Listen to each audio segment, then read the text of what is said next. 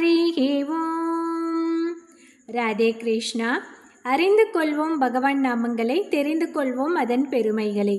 பகுதி 197. இந்த பகுதியின் 204வது திருநாமத்தை பார்க்க போகிறோம். இது விஷ்ணு சகஸ்ரநாமத்தின் 22வது ஸ்லோகத்தில் வருகிறது. ஸ்லோகம் 22. ஆம்ருத்யு சார்வத்ருக் சிம்ஹ சந்தாதா சந்திமாம் ஸ்திரக அஜோ துர்மர்ஷன சாஸ்தா விஸ்ருதாத்மா சுராரிஹா.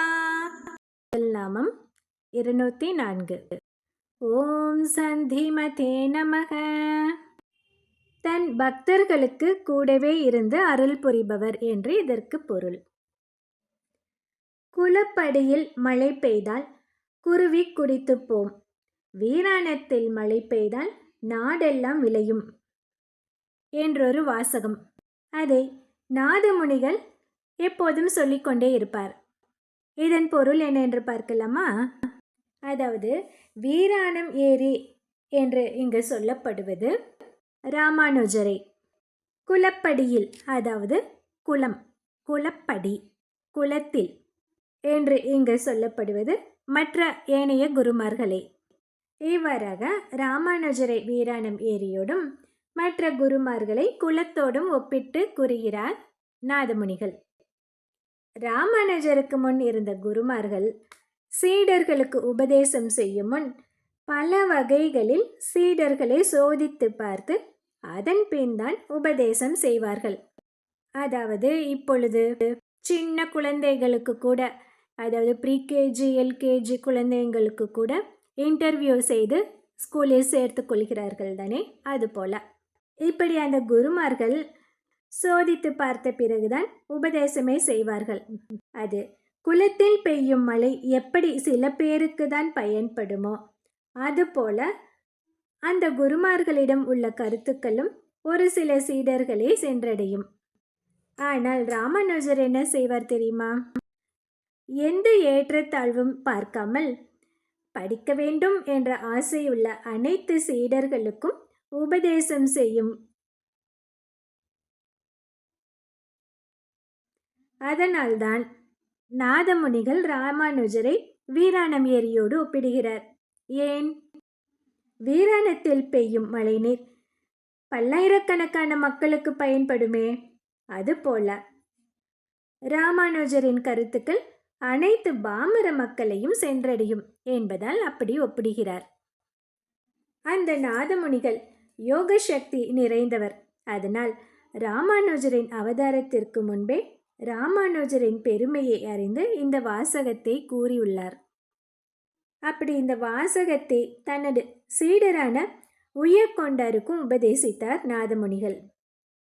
அதற்கு அந்த சீடர் இதன் பொருள் என்ன என்று கேட்டார் நாதமுனிகளிடம். அதற்கு, நீ உன் சீடர்களுக்கு இதை உபதேசம் செய், புரிய வேண்டிய நேரத்தில் புரிய வேண்டிய நபருக்கு இதன் பொருள் புரியும் என்று சொல்லிவிட்டார் நாதமுனிகள். அதனால் அவரும், அதாவது உய்யக்கொண்டாரும், இதை தமது சீடரான மணக்கால் நம்பிக்கு உபதேசித்தார். அவரும் இதன் பொருள் என்ன கேட்டார். அதற்கு உய்யக்கொண்டார், எனக்கு பொருள் தெரியாது, எனது குரு சொன்னதை அப்படியே உனக்கு சொல்லிவிட்டேன், நீயும் உன் சீடர்களுக்கு இந்த வாசகத்தை சொல் என்று கூறிவிட்டார். மணக்கால் நம்பி தமது சீடரான ஆளவந்தாருக்கும், ஆளவந்தார் தன்னுடைய சீடரான பெரிய நம்பிக்கும் இதை உபதேசித்தார்கள். ஆனால் அவர்கள் யாருமே இந்த வாசகத்தின் பொருளை தெரிந்து கொள்ள வேண்டும் என்று ஆராயவில்லை. அவரவர்கள் குரு சொன்னதை அந்தந்த சீடர்கள் செய்தார்கள். பிறகு பெரிய நம்பி தன்னுடைய சீடரான ராமானுஜருக்கு குளப்படியில் மழை பெய்தால் குருவி குடித்து போம், வீராணத்தில் மழை பெய்தால் நாடெல்லாம் விளையும் என்ற இந்த வாசகத்தை உபதேசித்தார். ராமானுஜா, இதன் பொருள் என்னவென்று எனக்கு தெரியாது, என்னுடைய குருமார்கள் சொன்னதை உனக்கு சொன்னேன், அவ்வளவுதான் என்று சொன்னார் பெரிய நம்பி. அதற்கு ராமானுஜர் சொன்னார், குருவே, அடியேனுக்கு இதன் பொருள் புரிந்துவிட்டது என்றார். அப்படியா, என்ன பொருள் என்று கேட்டார் பெரிய நம்பி. இந்த வாசகம் தனது பெருமையை சொல்வதாக அமைந்துள்ளபடியால் அதன் விளக்கத்தை தன் வாயால் சொல்ல விரும்பாத ராமானுஜர், ஏனென்றால் நாதமுனிகள் அவரை பற்றி தானே இந்த வாசகத்தில் சொல்லியிருக்கிறார். அதாவது ராமானுஜரை பற்றி தானே இந்த வாசகத்தில் சொல்லியிருக்கிறார். அதை தன் வாயாலேயே சொன்னால் அது தற்பெருமையாக ஆகிவிடுமே என்பதால் அவர் சொன்னார், அதாவது ராமானுஜர் சொன்னார் தன் குருவிடம், இதை பற்றி விளக்கம் தருவதில் நேரம் செலவிடுவதை விட இந்த வாசகம் கூறும் கட்டளையை உடனடியாக நிறைவேற்ற புறப்படுகிறேன் என்று சொல்லிவிட்டு காட்டு மன்னார் கோவிலில் உள்ள வீராணம் ஏரியை நோக்கி புறப்பட்டார். அந்த வீராணம் ஏரியில் 74 மதகுகள் வழியாக தண்ணீர் பிரிந்து சென்று நீர்ப்பாசனத்துக்கு பயன்படுவதை கண்டார் ராமானுஜர். அவ்வாறே தன்னிடம் உள்ள கருத்துக்களும் அதே போன்று, அதாவது வீராணம் ஏரியில் உள்ள மதகுகள் கணக்கில் உள்ளது போன்றே 74 சீடர்கள் வழியாக சென்று பாமர மக்களை அடைய வேண்டும் என்பது நாதமுனிகளின் கருத்து என்று புரிந்து கொண்டார் ராமானுஜர். தன்னுடைய 74 சீடர்களை சிம்மாசனாதிபதிகளாக நியமித்தார்.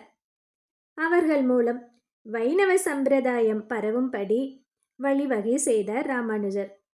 அந்த 74 நரசிம்ம விக்கிரகங்களை வழங்கிய ராமானுஜர் நரசிம்ம மந்திரத்தையும் அவர்களுக்கு உபதேசித்தார். நரசிம்மர் எப்போதும் அடியார்களோடு துணையாக நிற்பவர். அந்த நரசிம்மர் உங்கள் 74 துணை நின்று இந்த சம்பிரதாயத்தை வளர்த்து கொடுப்பார். உங்களிடம் ஆசையுடன் கற்க வேண்டும் என்று வரும் அனைத்து சீடர்களுக்கும் எந்த ஏற்றத்தாழ்வும் பார்க்காமல் நீங்கள் நல்ல கருத்துக்களை உபதேசிக்க வேண்டும் என்று அந்த 74 பேர்களுக்கும் கூறினார் ராமானுஜர். அந்த 74 பேரும் நரசிம்மரின் அருளால் வைணவ நெறியை வளர்த்து வருகிறார்கள். இப்படி எப்போதும் தன் பக்தர்களோடு கூடவே இருந்து அவர்களுக்கு அருள் புரிவதால் நரசிம்மர் சந்திமான் என்று அழைக்கப்படுகிறார். இந்த 204வது நாமத்தை நாம் ஜபித்து வந்தால் நமக்கு எப்போதும் நரசிம்மர் துணையாக நிற்பார். அடுத்தது 205வது நாமம். ஓம் ஸ்திராய நமக.